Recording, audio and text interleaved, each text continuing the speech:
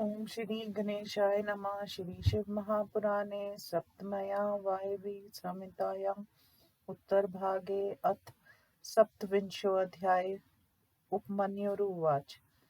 अथागण्यकार्यं वक्ष्यामि कुण्डे वा स्कन्धलेऽपि वा वेद्यां वा हायसे पात्रे मृण्मयेनानवे शुभे आध्यागिनं विधानेनं संस्कृत्य च ततः परम् तत्राराध्य महादेवं होमकर्मं समाचरेत्। कुण्डं द्वहस्तमानं वा हस्तमात्रमथापि वा घृतं वा चतुर्रसं वा कुर्याद्वेदं च मण्डलम्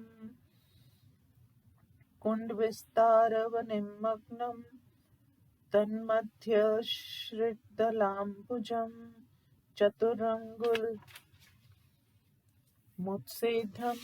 तस्य दिङ्गुलमेव वा भित्तिदिगुणन्त्या नाभिमन्त्रप्रचक्षते मध्ये च मध्यमाङ्गुल्या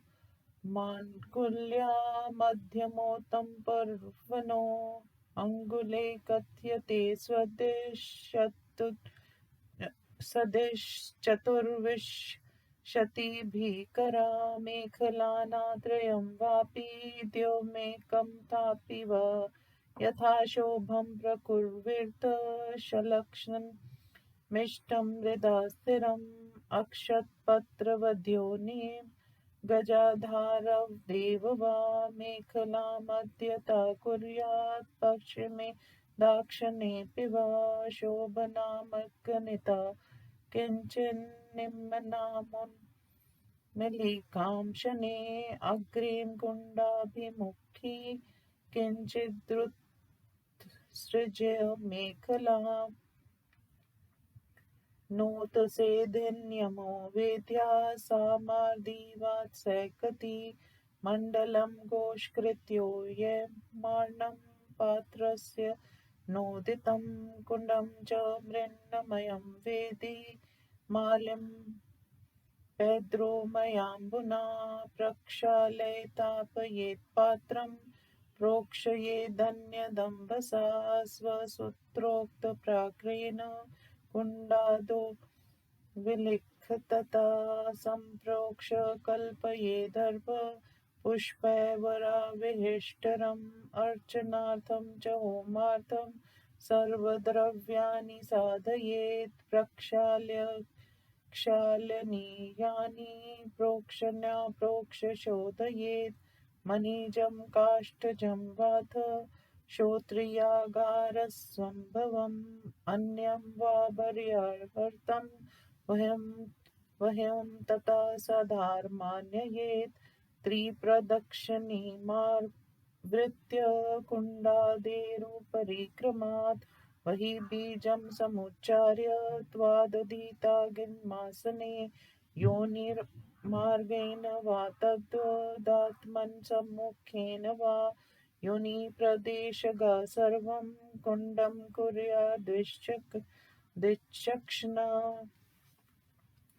स्वनाभयन्तं स्थितं वहिं तद्भ्रान्ति सुफलिङ्गवत् निर्गत्य पावके ब्रह्मो लीनं बिम्बाकृतं स्मरेत् आज्यसंस्कारपर्यन्तमन्वादानपुरःसरं स्वसूत्रोक्तकर्मात् कुर्यान्मूलमन्त्रेण मन्त्रवित् शिवमूर्तिसंभयर्च ततो दक्षिणपार्श्वतनयस्य मन्त्रघृते मुद्रां दर्शयेदेनुसंज्ञताम् शुक्रशुभ्रो तेजसो ग्रहो न कंसयायस्यैसको यज्ञदारुमयो वापि स्मार्तो वा शिल्पस्मतो पर्णे वा ब्रह्मावृक्षो द्वैरच्छिद्रे मध्य उत्तथे समामृज्य दर्भस्थो वहो संताप्य प्रोक्षयेत् पुनः परिषिच्य स्वसूत्रोक्तकर्मेण शिवपूर्वके जुहुयादष्टोत्तरं भीर्भोर्जैरङ्गनी संस्कारसिद्धये भ्रंस्तुं भुक्षुं क्रमेणैव पुण्डोद्रुतमित्य यथा परम् बीजानि सप्त सप्ताना ज्वहानामनुपूर्वश त्रिशिखा मध्यमा जिह्वा बहुरूपस्महाभया तस्या शिखा दक्षिणतो ज्वलन्ती वामता परा हिरण्या प्रागुदग्गिज्वहा कनका पूर्वता स्थिता रक्ताग्नेयी नृति च कृष्णान्या सुप्रभामतातिरिक्ता मरुज्विभा स्वनामानुगुणो प्रभा स्वबीजानन्तरवाच्या स्वाहान्तच्च यथाक्रमं ज्वहामन्त्रेस्तु उत्वाजम् जिहास्तवेकैकशाक्रमात् रवं हयेति स्वाहेति मध्ये हुत्वाहुति त्रयं सपिर्पशवासन्नित्वा परिषेचन्माचरेत् एवं कृते शिवागिना स्यात् सम्रेत् तत्र शिवासनं तत्रवाहायज्येदेव देवम् अर्धनारीक्षरं शिवं दीपानन्तं परिष्ययात् समिदोमं समाचरेत् तापलाशय प्रवापी यज्ञद्वादशाङ्गुला अव्रका न स्वयं शुष्का सत्वचो निर्वना समा दशाङ्गुला वा विहिता कनिष्ठाङ्गुलिः संमिता प्रादेशमात्रा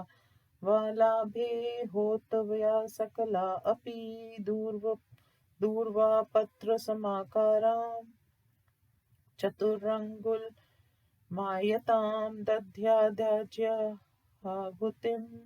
पचादन्मक्षप्रमाणता लाजांस्तथा सर्पांश यवांशैव तिलांस्तथा सर्पिशातकानि भक्ष्यानि लेहाचोक्ष्य यानि सम्भवे दशैवाहुत्य यस्तत्र पञ्चवात्रयित्यं च वा होत वा शक्तितो दद्यादेकमेवाथवाहुतिं समिद्यादासुर्वेनाज्यं सृचाशेषात्करेण वा तत्र दिव्येन होतव्यं तीर्थेनार्षेण वा तथा द्रव्येनैकेन वा लाभे जुहुयाच्चश्रद्धया पुनः प्रायश्चित्ताय जुह्यान्न मन्त्रयित्वा हुतित्रयं ततो होमावशिष्टेन घृतेनापूर्य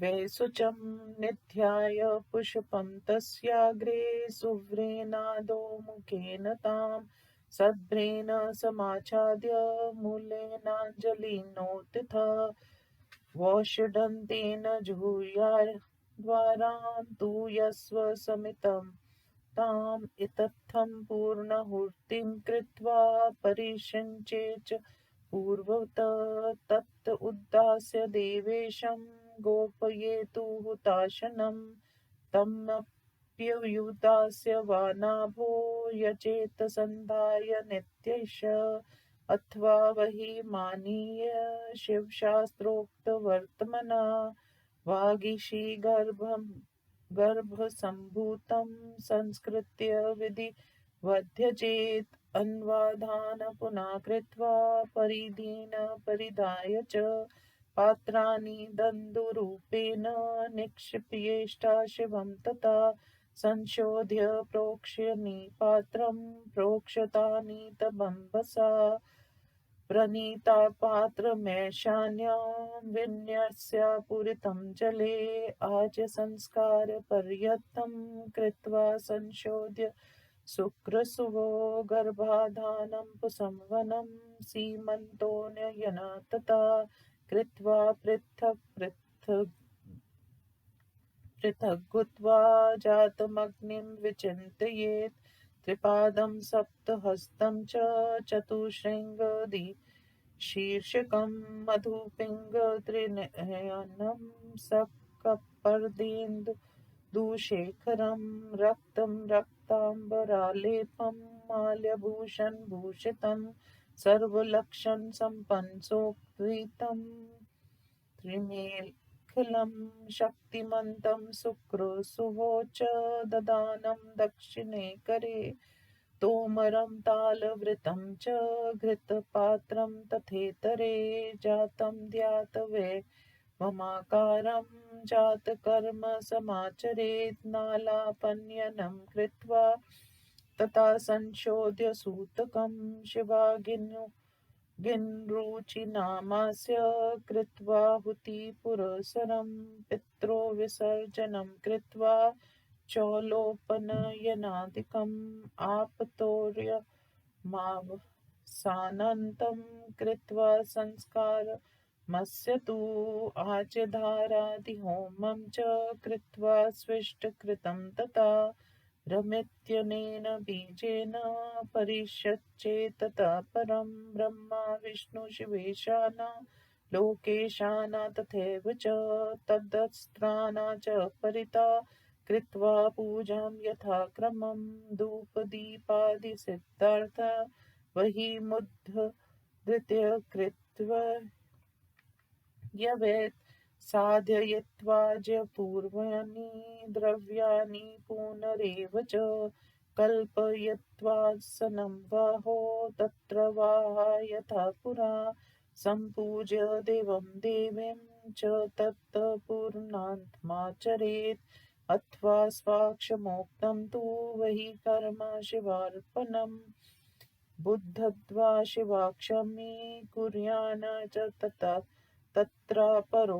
विधि शिवागणे भर्सम सङ्ग्राह्य मग्निहोत्रध्वं तुद्वा विवाहगिन्न भवं वापि पञ्चशुचि सुगन्धि च कपिलाया शकृच्छस्तं गृहीतं गगने पतत् न किलं नातिकठिनं न दुर्गन्ध न शोषितम् उप्यर्ध्य परित्यज्य गृह्णीयात् पतितं यदि पिण्डीकृत्य शिवागण्यादो ततिक्षपेन मूल मन्त्रत अपकवमतिपक्वं च सनत्यज्य भसितं तत्सितम् आदाय वा समालोचं भस्माधारे विनिक्षिपेत् तेजसं दारवं वापि मृण्मयं शैलमेव च अन्यथा शोभनं शुद्धं भस्माधारं प्रक्लपयेत्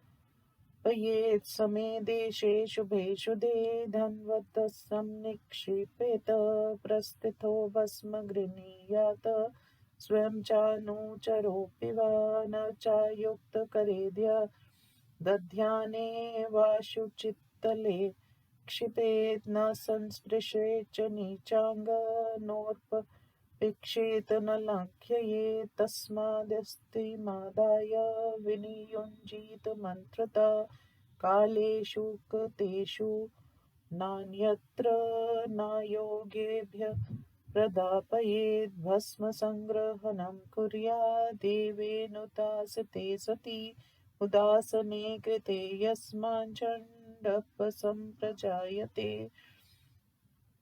अग्निकार्यकृते पक्षात् शिवे वशास्त्रोक्तमार्गतः स्वसूत्रोक्तप्रकाराद्वा प्रकाराद्वा बलिकर्म समाचरेत् अथ विद्यासनं न यस्य सुप्रलिप्ते तु मण्डले विद्याकोशं प्रतिष्ठाप्य यजेत पुष्पादिभिः क्रमात् विद्याया पुरता कृत्वा गुरोरपि च मण्डलं तत्रासनवरं कृत्वा पुष्पाद्यैर्गुरुमर्चयेत् ततो नु पूजयते पूज्यान् भोजये च बुभुक्षितान् तथा स्वयं च भुञ्जीत शुद्धमनं यथा सुखम् निवेदितं च वा देवे तच्छेषं चात्मशुद्धये श्रद्धानो न लोभेन चण्डाय च समर्पितम्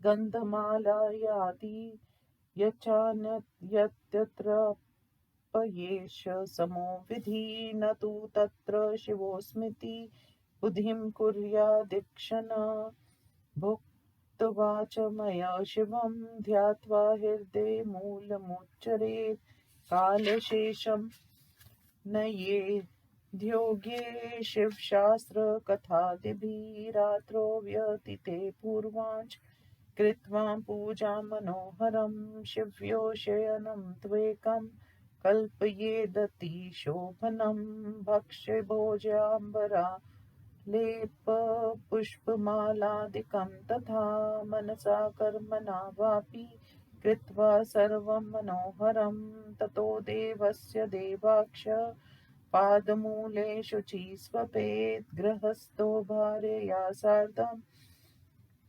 तदन्यपि तु केवला प्रत्यूष समयं बुद्ध्वा मन्त्रमाद्यमुदीरयेत् प्रणम्य मनसा देवं साम्बं सघनमव्ययम् देशकालोचितं कृत्वा शोचाद्यमपि शक्यतः शङ्खादिनी नर्तेर्दिव्य देवीं च बोधयेत् ततस्तत्संयो निद्रे पुष्पैरतिसुगन्धिभिः निर्वर्त्य शिवयो पूजां प्रारभेत पुरोदितम् इति श्रीशिवमहापुराणे सप्तम्यां वायवीयसंहितायाम् उत्तरभागे अग्निकार्यवर्णनं नाम सप्तविंशोऽध्याय। हिंदी अनुवाद। उपमन्यु ने कहा, अब मैं अग्नि कार्य हवन विधि का वर्णन करता हूँ। जो वेदी में, स्थंडिल में, कुंड में, नए शुभ लोह या मिट्टी के पात्र में विधि पूर्वक अग्नि स्थापन करके उसका संस्कार करके उसके बाद महादेव जी की आराधना करके होम कर्म करे। कुंड आचार्य के हाथ से 2 हाथ का अथवा 1 हाथ का गोल या चकोर हो, ऐसा ही वेदी या स्थंडिल को बनाए। कुंड विस्तार के बराबर गहरा भी हो, उसके बीच में अष्टदल कमल बनाए जो वेदी से 2 या 4 उंगला ऊंचा हो। भीतर 2 बिलस्त ऊंची उसकी नाभि हो, उसका बीच मध्यम उंगली के प्रथम और मध्य पोर के बराबर होता है। सज्जनों ने 24 उंगलियों का 1 हाथ का है, उसमें 3, 2 या 1 मेखला बनाए। जैसे अच्छा लगे वैसे चिकनी मिट्टी से उसे सुस्थिर बनाए। पीपल के पत्ते अथवा हाथी के होंठ के समान उसकी योनि बनाए। मेखला के बीच में पश्चिम या दक्षिण की ओर को शोभित अगले भाग से कुछ नीचे उसे 2 भागों से जोड़ दे। अगले भाग से कुंड की ओर कुछ मेखला को छोड़कर वेदी की ऊंचाई के नियम का उल्लंघन ना करके उसे मिट्टी या बालू की बनाए।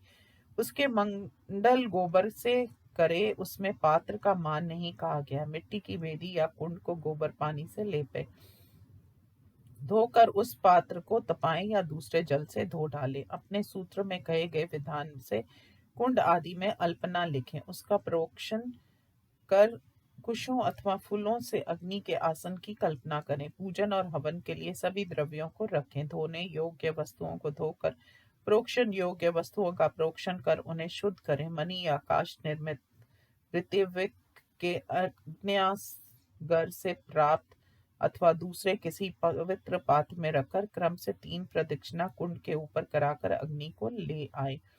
अग्नि बीज रम का उच्चारण कर अग्नि को आसन पर योनि मार्ग से या अपने मुख रखें। आचार्य योनि के समीप स्थित होकर अग्नि को नाभि रंध्र से चिनगारी की भांति कुंड में रखें। अग्नि के प्रज्वलित होने तक तथा आज्य संस्कार पर्यंत उसके बिंबाकार का स्मरण करें।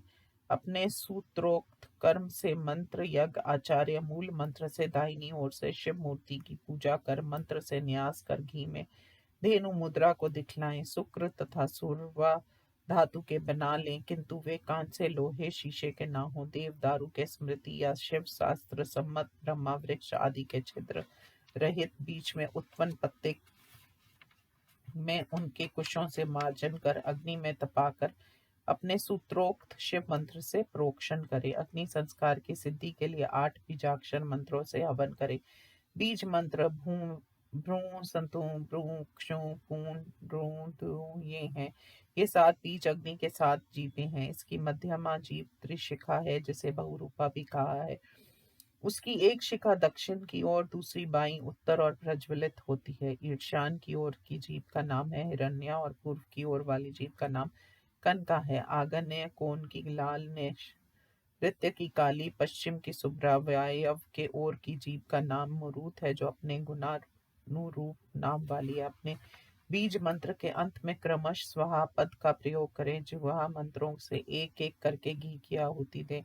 ब्रह्म वह वे स्वाहा कहकर बीच में 3 आहुतियां दें, फिर घी या संविधा से परिसेचन करें। ऐसा करने से वह शिवाग्नि हो जाती है। वहां शिव के आसन की कल्पना करें। वहां अर्धनारीश्वर देव शिव का आवाहन कर पूजन करें। दीपक पर्यंत सींच कर समिधाओं से होम करें। वह समिधाएं पलाश या यज्ञ वृक्ष की 12 अंगुल लंबी हों, सीधी हों, अपने से सूखी छाल वाली, व्रण रहित तथा समान हो, अथवा 10 उंगल हो, कनिष्ठ का कानी अंगुली के समान मोटी हो, प्रादेश मात्र लंबी हो। प्रमाण युक्त न मिलने पर सबका हवन करें, अथवा वे समिधाएं दूर्वा दल के समान आकार वाली 4 अंगुल लंबी हों। उसके बाद घी की आहुति दें, फिर 1 तोला प्रमाण से अन्न की आहुति दें। लावा, खील, सरसों, जौ, तिल इन्हें घी में मिला लें। संभव हो तो भक्ष्य लेह चौष्य पदार्थों की भी आहुति दे। इनकी 10, 5, 3 अथवा 1 आहुति यथाशक्ति दे।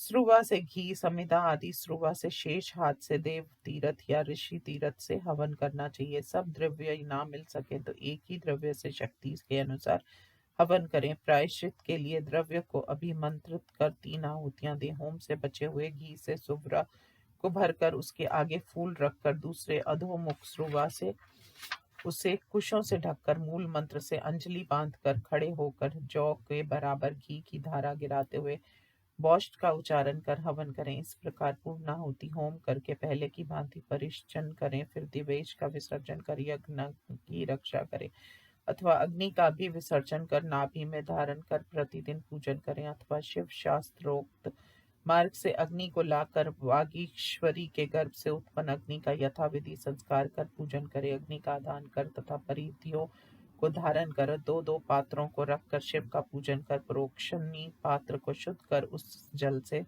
उसे धोएं। जल से भरे प्राणीता पात्र को ईशान कोण में रखें। शुक्र और सुबह को आज्य संस्कार पर्यंत शुद्ध रखें। गर्भधान, पुंसवन, सीमंतोन्नयन इन्हें अलग अलग करके अग्नि का ध्यान करें। 3 पैर, 7 हाथ, 4 सींग, 2 सिर, मधु के सदृश पीत वर्णन, 3 नेत्र, जटाजूट सहित माथे पर चंद्रमा, लाल वस्त्र धारण किए हुए, लाल आलेपन लगाए हुए, माला और भूषणों से भूषित, सभी लक्षणों से युक्त, यज्ञोपवीत और मेखला धारण किए हुए, शक्ति युक्त शुक्र सुव्र को दाहिने हाथ में तथा तोमर ताल वृंताड़ का पंखा तथा घृत पात्र दूसरे हाथ में धारण किए हुए, बालक के जन्म से इस आकार का ध्यान कर जात कर्म प्रारंभ करें।